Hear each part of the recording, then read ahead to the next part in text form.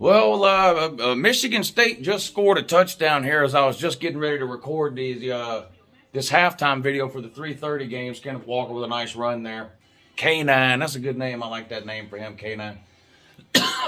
So, they're going to cut the deficit down to 7, it looks like. 21-14, they trail Purdue, though. And this was the game all week that everybody talked about when you talk about picking upsets, right? This was the one everybody said Michigan State's a hangover game, it's a trap game, whatever you want to say, after that big emotional rivalry game win last week against Michigan.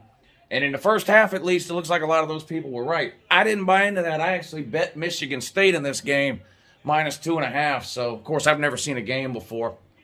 And probably never played football either. But anyway, we'll see what happens in the second half. I don't think it's over for Michigan State, but they're going to have to play better in the second half for sure.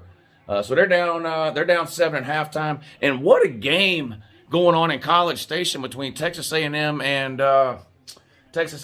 Auburn.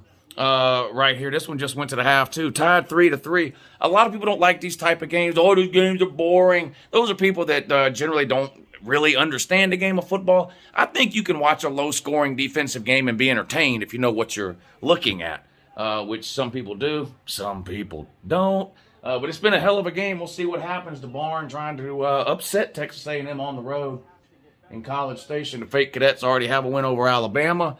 Auburn only has one SEC loss. It's to Georgia. So both of these teams are still alive in the SEC West. So we'll see if the Barn can pull it out, or do the Fake Cadets in the Army costumes that are 2 sizes too small with their wooden guns, can they find a way to pull it out? I don't know. I didn't bet on that game because I couldn't figure it out. That seemed like a game that could go either way, but it's going to be a good one. Florida State losing to NC State, and Cincinnati, no excuse for what's happening today. Cincinnati is going to have to be, maybe 6 is about right for Cincinnati. I thought maybe they could be a top 4 team, but this marks the 3rd week in a row now where they're just subpar against terrible teams. You have game day there today for Cincinnati.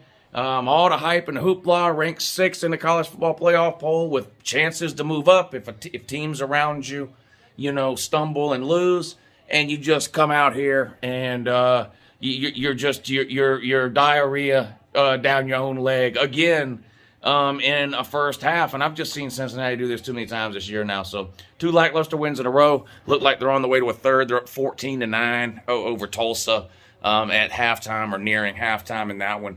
You just can't play that way if you're Cincinnati. Like I've said it a million times. It doesn't matter whether you think it's fair or not. It doesn't matter whether you agree with it or not.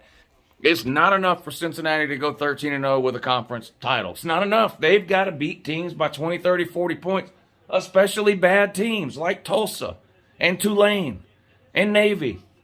And they're just not doing it. So they are giving the committee a reason to point and say, see, you're not really a top 4 team. You're just barely beating too many bad teams. Oklahoma is suffering a similar kind of fate, right, with being ranked at 8, last week. Too many close wins against bad teams. The Kansas game, if I live to be a million years old, I'll never understand that Oklahoma-Kansas game last week. Not for the life of me. And we already had one top 10 team lose today, which wasn't a huge surprise. They were actually an underdog. Wake Forest, of course, I'm talking about. Another one of these basketball score games, right? We went over 100 points and 1,000 yards and all that kind of stuff, just like the game last year between Wake Forest and North Carolina. So Wake Forest goes down. Only 5 undefeated teams left. Who are they? Well, Georgia, Michigan State, Oklahoma, Cincinnati.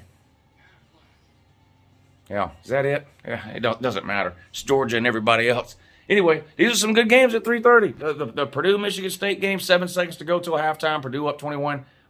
We'll see if Michigan State can come back and win in the second half. That's what he did last week against Michigan. Had to come back and win against Michigan. 14-0. NC State up on Florida State. Man, Miami almost lost to the Nerds today. Did y'all see that? Miami almost lost to Georgia Tech.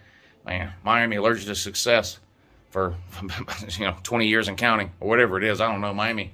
So, forget it. Doesn't matter. Matters. Well, no, doesn't matter. Anyway, enjoy the afternoon games. Anything ridiculous happens, Uncle Lou will be on here to tell you about it. And I will be live streaming tonight for the primetime games. So I'll start the live stream sometime between 7 and 7:30. We got some good ones. Florida and South Carolina. You know, there's people that really think Florida could lose the game. I find that hard to believe. I know there's a lot of noise around the Florida program right now about Dan Mullen, and they've got quarterback issues. Is Anthony Richardson going to play? Is he hurt? Well, whatever.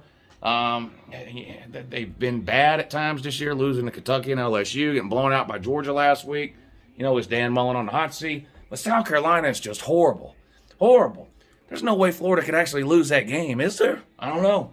I'm going to watch it, though, to find out. That much I can tell you. And Kentucky and Tennessee, I think, will be a good one, too. And some other good games on tonight, too. So if you're going to be watching the primetime games, come hang out with us in the comment section here on YouTube. We'll watch these primetime games together and discuss in the comment section down below. Anyway, enjoy the rest of your Saturday. Have a great morning, too.